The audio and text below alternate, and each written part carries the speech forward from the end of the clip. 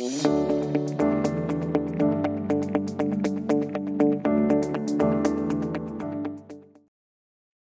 tal? Bienvenida.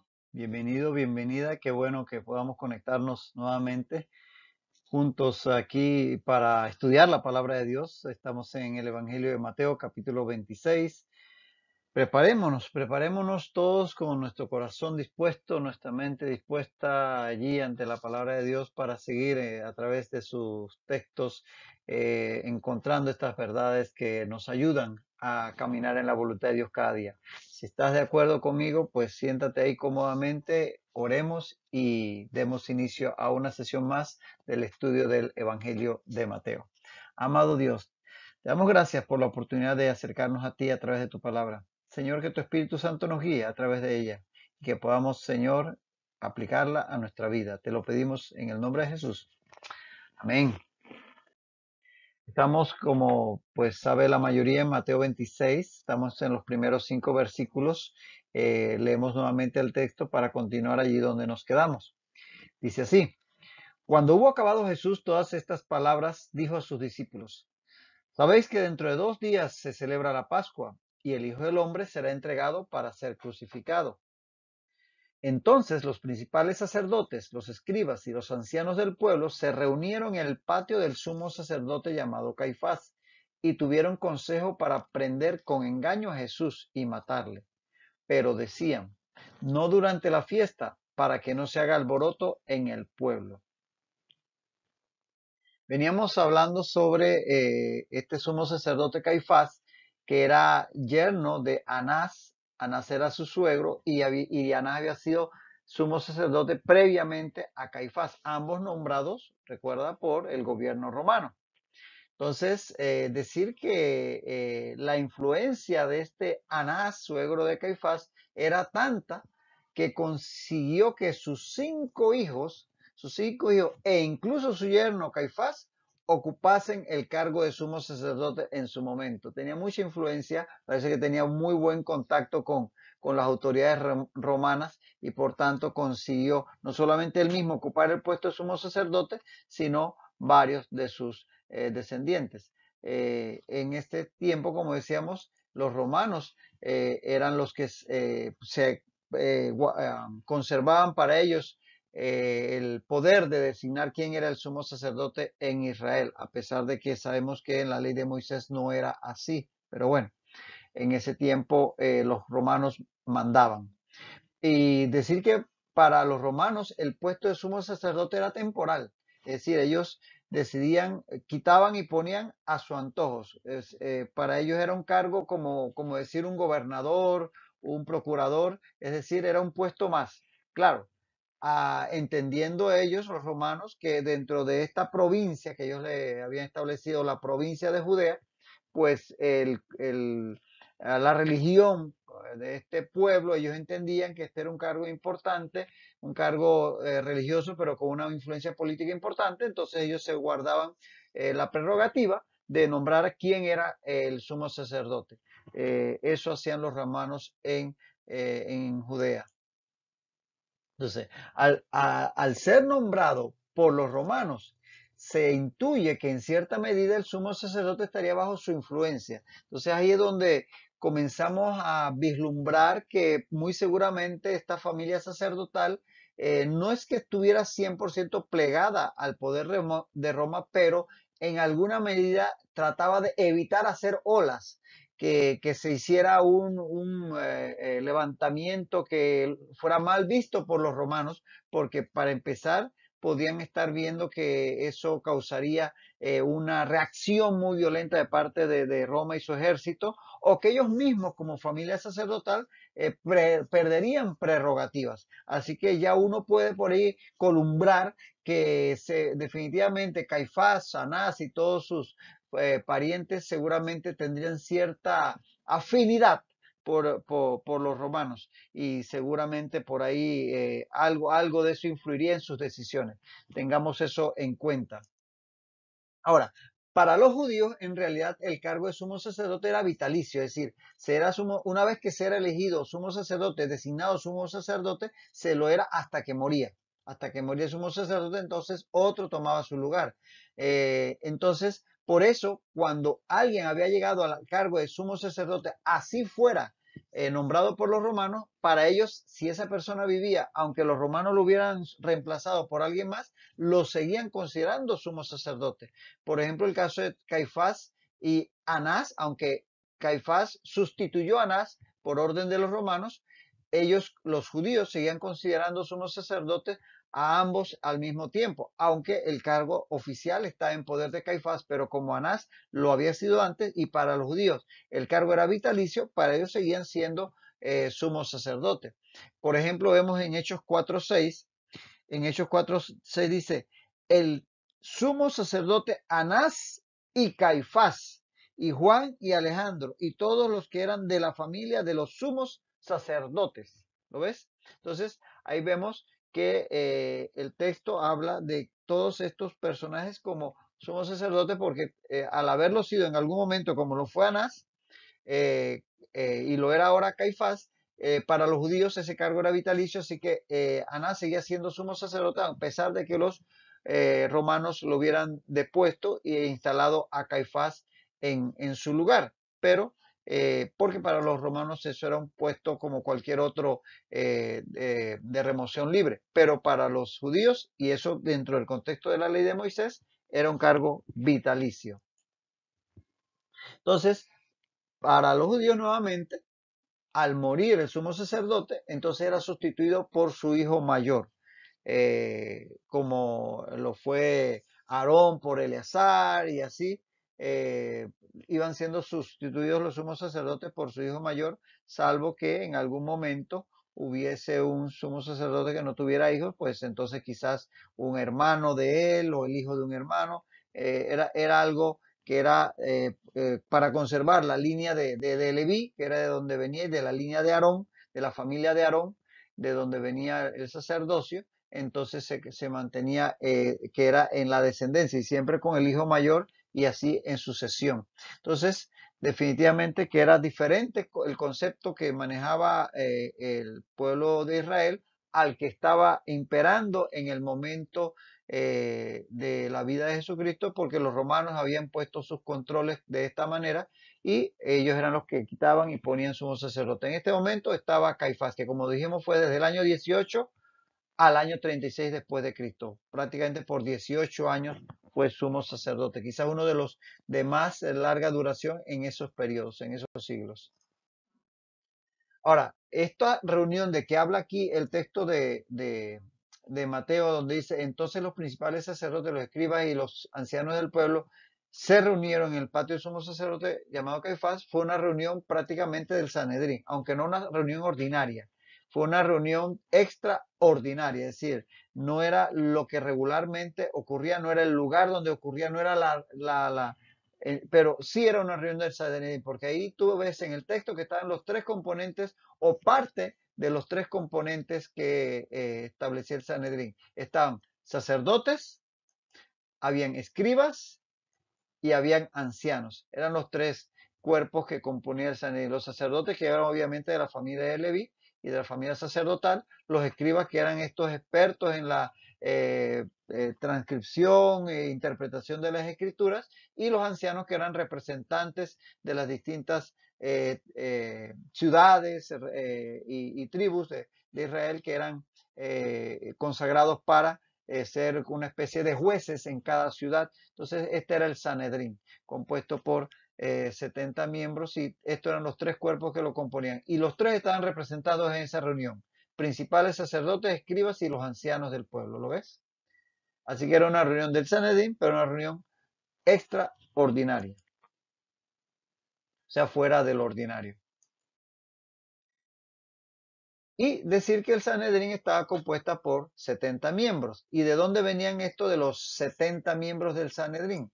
Bueno, Dios había llamado a Moisés al monte en su momento, eso lo ves en Éxodo 24:1, y le ordenó que escogiera 70 ancianos para venir a su encuentro al monte. Eso lo ves en Éxodo 24:1, donde dice que dijo Jehová a Moisés: sube ante Jehová, tú y Aarón, Nadab y Abiú, y 70 de los ancianos de Israel. E incluso todavía más adelante en en Números 11:16, Dios le pide a Moisés que venga ante él en el tabernáculo de reunión con 70 ancianos, nuevamente el número 70. Números 11:16 dice que Jehová dijo a Moisés, reúneme 70 varones de los ancianos de Israel, y dice adelante, tráelos a la puerta del tabernáculo de reunión y esperen allí contigo. Entonces, de estas cifras de 70 ancianos escogidos para ir con Moisés ante el monte, ante Dios al monte, o de 70 ancianos del pueblo escogidos por Dios, escogidos por orden de Dios por Moisés para ir ante él al tabernáculo, vino el establecimiento de 70 especies de jueces. Ya desde el tiempo de Josué había jueces en ciudades de Israel. Pero acá ya entonces en el tiempo de Jesús había este tribunal mayor, superior, casi como una corte suprema en Israel, llamado Sanedrín, compuesto por 70 personas, entre sacerdotes, escribas, ancianos. Entonces quedó establecido en 70 el número de los jueces del Tribunal Supremo o Sanedrín. De ahí es donde viene ese número de 70 que eran los que decidían las causas últimas en Israel en el tiempo de Jesús. Ahora, vamos a ver algunas acciones que influyeron en la decisión. Recuerden, ellos están, dice, y tuvieron consejo para prender con engaño a Jesús y matarle. Es decir, a eso se reunieron para decir qué hacer con Jesús y decidieron hay que atraparlo por engaño y matarle.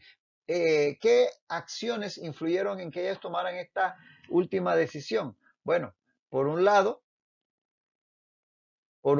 la resurrección de Lázaro. La resurrección de Lázaro, si les estudian el Evangelio de Juan, ocurrió poco tiempo antes de que Jesús llegara por última vez a Jerusalén en esa Pascua final. Entonces, eso fue un evento que, vaya, trascendió. Lázaro vivía en Betania, que estaba a prácticamente un día de camino de Jerusalén, de tal manera que estaba muy cerca. Lo que ocurrió en Betania se supo en Jerusalén enseguida. Imagínate la resurrección de una persona conocida en Betania. En Juan 11, 45 al 53 leemos que muchos de los judíos que habían venido para acompañar a María y vieron lo que hizo Jesús, creyeron en él. Algunos de ellos fueron a los fariseos y le dijeron lo que Jesús había hecho.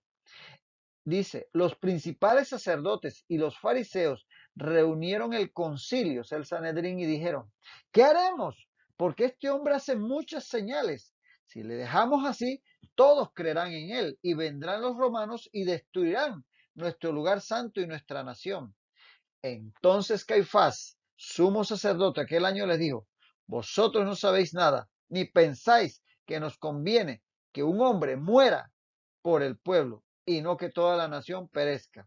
Como era el sumo sacerdote aquel año, profetizó que Jesús había de morir por la nación.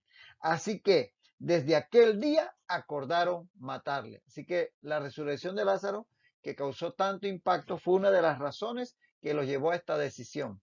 Pero también la entrada triunfal en Jerusalén, que la vimos en Mateo 21, 1 al 11, que todo el pueblo salió a recibirle y le daban vítores, Hosana al hijo de David, lo declararon el Mesías, el hijo de David. Entonces, seguramente esto fue visto de los sacerdotes, fariseos, escribas, ancianos, etcétera, y esto les impactó. Se dieron cuenta que el pueblo apoyaba a Jesús. Entonces, eso fue otra de las razones que los movieron a tomar esta decisión en ese momento. También el hecho de la limpieza del templo, que vimos en Mateo 21, 12 y 13 y 23, en donde Jesús echa fuera a los cambistas que le daban bastante lucro a los sacerdotes, todo eso era un negocio, y también a los mercaderes. Y eso definitivamente que primero dejó mal a la clase sacerdotal y segundo les destruyó un negocio lucrativo. Así que eso también tuvo que haber tenido influencia en esta decisión que están tomando en este momento los escribas, ancianos y sacerdotes. Y las parábolas que durante ese martes Jesús enseñando en el templo había claramente dirigido en contra de la clase religiosa gobernante, eso también influyó esas parábolas contra estos líderes religiosos, como dice Mateo 21:45, donde dice que oyendo sus parábolas, los principales sacerdotes y los fariseos entendieron que hablaba de ellos. O sea que se dieron cuenta que iban contra ellos por su mal proceder. Así que todo esto les fue moviendo a la decisión de acabar con Jesús. Y finalmente, esos 7 ayes que está muy bien establecido en Mateo 23, que Jesús profiere contra los escribas y fariseos, todo esto son parte de las motivaciones por las cuales ellos dicen, hasta aquí, hay que acabar con este hombre. Obviamente, ellos pensaban que era su idea única, pero lo que ellos no sabían es que eso era el plan desde la eternidad establecido. Dios sabía que en ese momento el Hijo iba a dar su vida por todos los pecados de la humanidad. Ellos sencillamente en su maldad, en su maledicencia, en su falta de buena voluntad para con el Mesías, iban a hacer que lo que Dios ya conocía se cumpliera. Y ciertamente sus decisiones ellos las tomaron con su propia voluntad, por lo tanto acarrean la culpa y nada los exime, pero al final era algo que ya Dios conocía de antemano y que Jesucristo vino precisamente a cumplir en su propia vida. Así que estas fueron algunas de esas motivaciones para ellos en este momento tomar esa decisión. Ahora, esta era una reunión, ya dijimos, extraordinaria, no era la reunión típica del Sanedrín. Primero, no era una reunión oficial, porque definitivamente reunirse ahí de una forma subrepticia y no era una reunión oficial que se hacía con todo el Consejo de los 70 en el templo, con todo en el momento adecuado. Así que para empezar, no era una reunión oficial. Segundo, estaba fuera del lugar tradicional. El Sanedrín se reunía en el llamado el enlosado, porque tenía losas el piso. El enlosado está en la parte sur del atrio del templo, en la parte sur del atrio del templo. Era allí donde se reunía el Sanedrín. Ellos se reunieron acá en la casa de Caifás porque estaban definitivamente urdiendo un plan maquiavélico y se reunieron a una hora no acostumbrada. Es muy probable, por el contexto, como lo narra Mateo, probablemente que se reunieran esa misma noche del martes, a la misma hora en que Jesús estaba hablando con sus discípulos en el monte de los olivos. Mientras Jesús está diciendo, voy a ser entregado en la Pascua y ser crucificado, ellos sin saberlos estaban allá hablando lo mismo, pero pensando que ellos estaban descubriendo el agua tibia. Sencillamente era el plan eterno de Dios y a Dios nada lo sorprende, nada lo toma por sorpresa. Y con solo parte de los miembros. Ahí no estaba todo el Sanedrín, sino que habían parte, porque no habla de que se reunió todo el Sanedrín, sino que habían los principales sacerdotes, dice allí, escribe y fariseo, o sea que no eran todos los que estaban, o sea que no estaba el consenso de todo, que en el Sanedrín, como veremos más adelante, no todos estaban en contra de Jesús. Definitivamente que ahí no estaba todo el Sanedrín y por tanto tampoco era una reunión válida desde ese punto de vista o una decisión válida, o sea, no contaban con todo el consenso del Sanedrín. Y la razón por la cual se daba esta reunión era una reunión inadecuada, no era una reunión propia, era una reunión, era una razón impropia. Y tenían que prender a Jesús, dice aquí, prender con engaño. Y tenía que ser por engaño para aparentar cumplir con las formas legales para que fuese tenido públicamente como reo de muerte, porque su propósito era hacer un juicio amañado para poder culparlo y entonces condenarlo a muerte. Esa era su decisión, pero tenía que hacerlo de una manera que pudiera engañar al pueblo, hacerlo ver, parecer como culpable, porque hasta ahora Jesús prácticamente no había podido ser, digamos, tomado en algún detalle por el cual ellos culpaban. Bueno, lo culpaban por decir que violaba el día de reposo y hacerse igual a Dios y todo esto, pero no había una clara causa que pudieran decir Jesús hacía esto mal, no lo había. Trataron ese martes, le hicieron preguntas y preguntas y en todos Jesús los venció. Entonces tenían que buscar cómo prenderle por engaño. Y ciertamente esa era la razón y no era una razón correcta. Imagínate, tratar de hacer algo truculento, algo tramposo, algo muy impropio de hombres de Dios, de hombres de fe, supuestamente.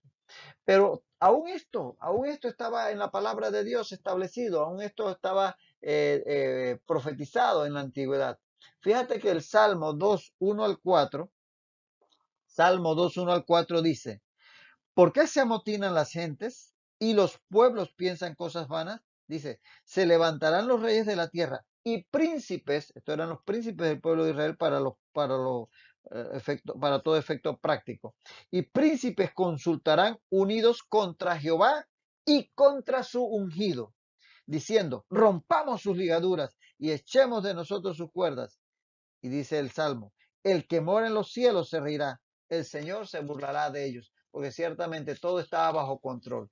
El enemigo puede estar urdiendo planes maquiavélicos, todo lo que quiera contra los hijos de Dios, pero Dios en su santa morada tiene todo bajo control y hasta se ríe de sus planes futiles, inútiles. Y en este momento estaban ellos ahí urdiendo planes. Esto es tan así, este salmo es tan así, es un salmo mesiánico que habla de estas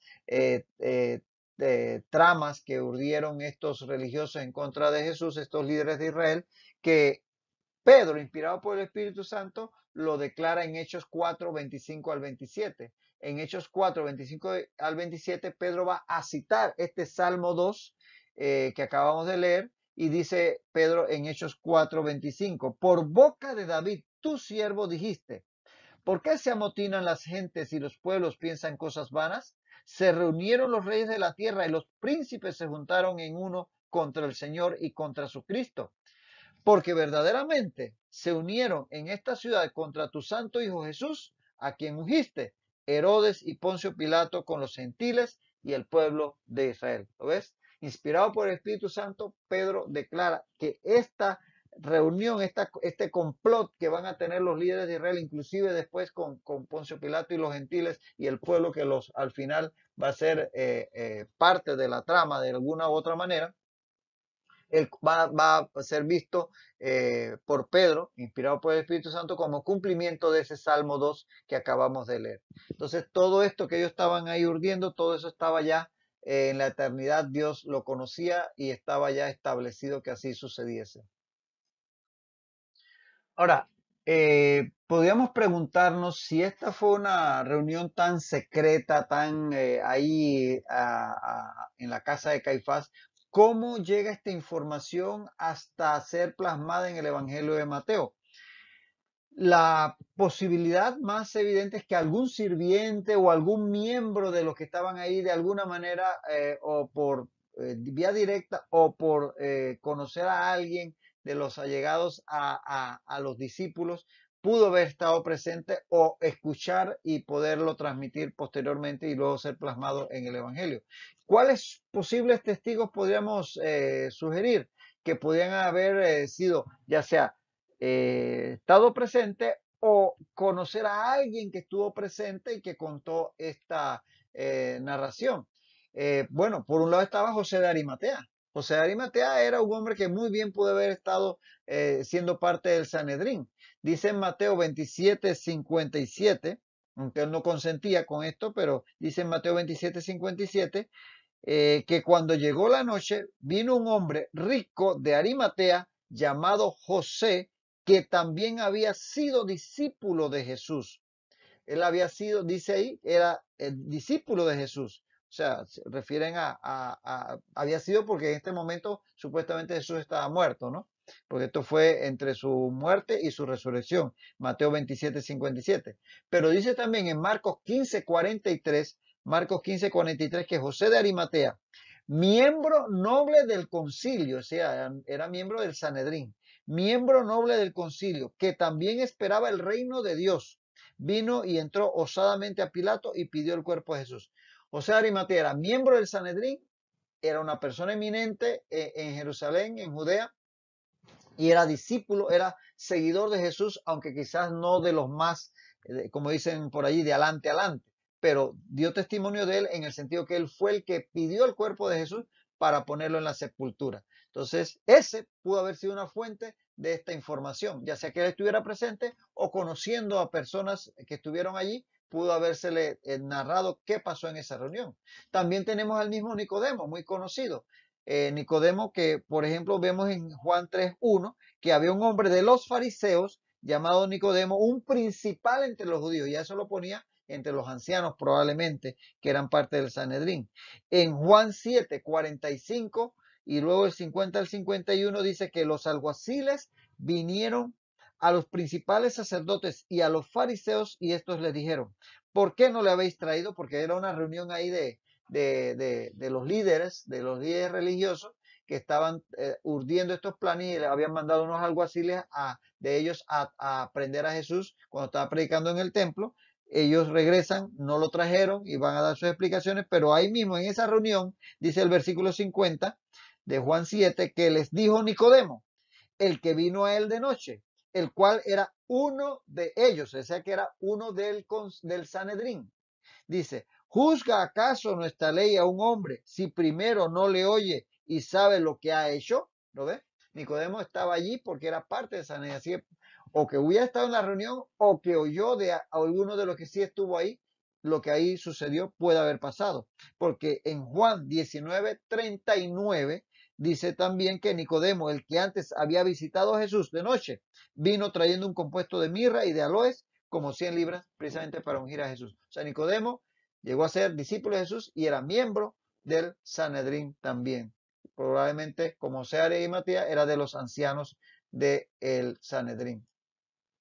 También hay otras posibilidades. Juana, mujer de Chuza, Lucas 8:3.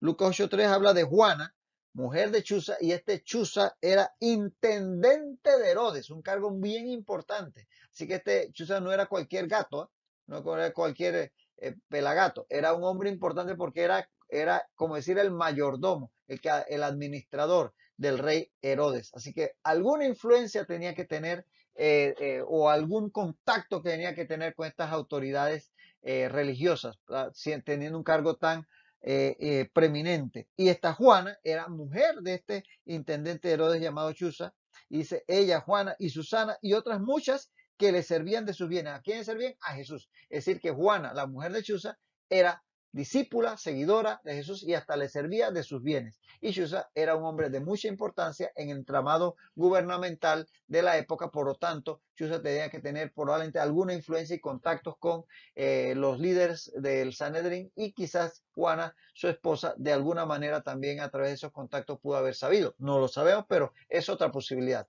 También tenemos al propio apóstol Juan, al discípulo Juan.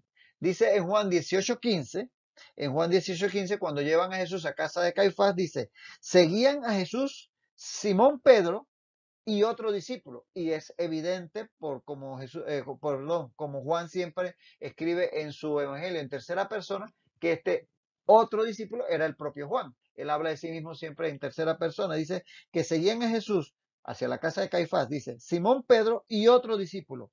Y este discípulo, o sea Juan, era conocido del sumo sacerdote y entró con Jesús al patio del sumo sacerdote. Era tan conocido el sumo sacerdote que conocía probablemente a los sirvientes, ahí lo conocían a él y le permitieron entrar a la casa del sumo sacerdote cuando Jesús fue llevado ante Caifás. Por tanto, Juan probablemente tenía contacto con algunos sirvientes, alguien de la casa de Caifás y que posiblemente algunos de ellos le dieron el datito de lo que había pasado aquella noche en su casa cuando ellos se reunieron para tomar estas decisiones. Así que ahí te dejo para que aquellos que les gusta pensar de dónde sacan los evangelistas estas informaciones, siendo que ninguno de ellos fue testigo presencial, bueno, aquí tiene 4 muy buenas posibilidades y posiblemente haya otras por donde posiblemente llegó esta información a tarde o temprano a los oídos de Mateo y por lo tanto quedó plasmado aquí en el Evangelio. Siempre Dios tiene fuentes para poder considerar que su palabra siempre es veraz. Nos detenemos aquí por hoy. Seguiremos viendo qué sucede con este complot y con todo lo que va a venir después en la próxima sesión. Te invito a que sigamos ahí estudiando la palabra de Dios. Hasta entonces, que el Señor siga bendiciendo tu vida rica y abundantemente.